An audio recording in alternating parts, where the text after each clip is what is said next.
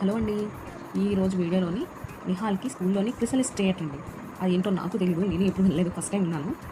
So, ఈ సందర్భంగా పేరెంట్స్‌ని కూడా రమ్మని చెప్పారనమాట. ఇన్విటేషన్ వచ్చింది.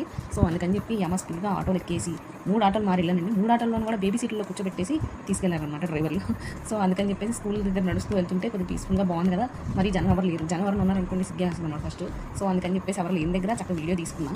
ఇంకేంటంటే స్కూల్‌కి వెళ్ళిపోయేసరికి వీళ్ళందరూ వాలంటీర్లు అంట. కొద్దిగా పెద్ద పెద్ద క్లాసులు అందరూని అడుగడుక్కి వాళ్ళే ఉన్నారండి.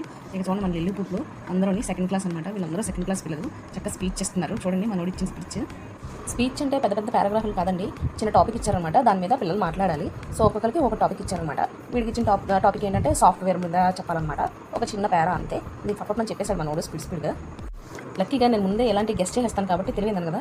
గెస్ట్ చేస్తాను కాబట్టి గెస్ట్ చేసి సినిమాని నేను ఫాస్ట్గా వీడియో తీయడం స్టార్ట్ చేశాను అనమాట. లేకపోతే మనం మిస్ అయిపోదు.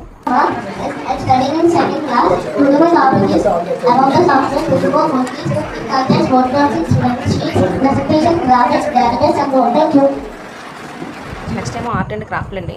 వీళ్ళు ఎన్ని రోజులు కూడా చేసిన మొత్తం క్రాఫ్ట్లన్నీ కూడా పెట్టారనమాట ఒక రూమ్లోని. చాలా బాగున్నాయి చూడడానికి అయితే. మీకు ఫుల్ వీడియో కావాలంటే నాకు కామెంట్ చేయండి, నేను తప్పకుండా పెడతాను. ఇప్పుడైతే చిన్నదే పెడుతున్నాను వీడియో.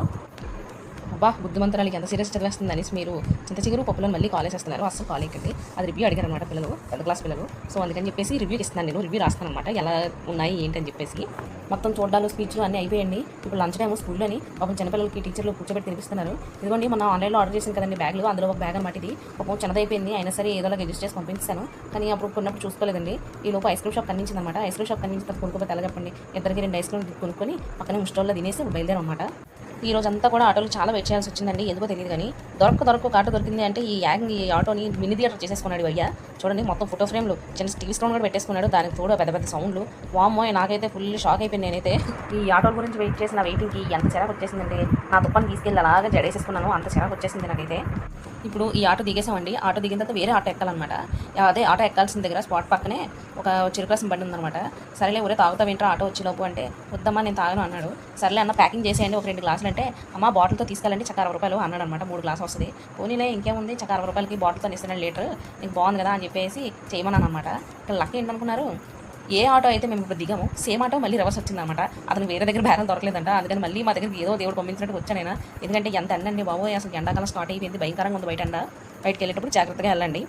ఈ ఆటో గురించి వెయిట్ చేస్తూ ఆడ చూడండి చక్క స్తంభాన్ని గడ్డిపోయాడు బలిలాగే. అమ్మాయి ఎలాగైతే నేను ఇంటికి వచ్చాం, ఎండ బలి తినేసాం అన్నమాట ఇద్దరమని. ఇంక ఇంటికి వచ్చేసాం కాబట్టి ప్రశాంతం తినేసి పడుకోవాలి. మళ్ళీ నెక్స్ట్ వీడియోలో కలుద్దాం. బాయ్.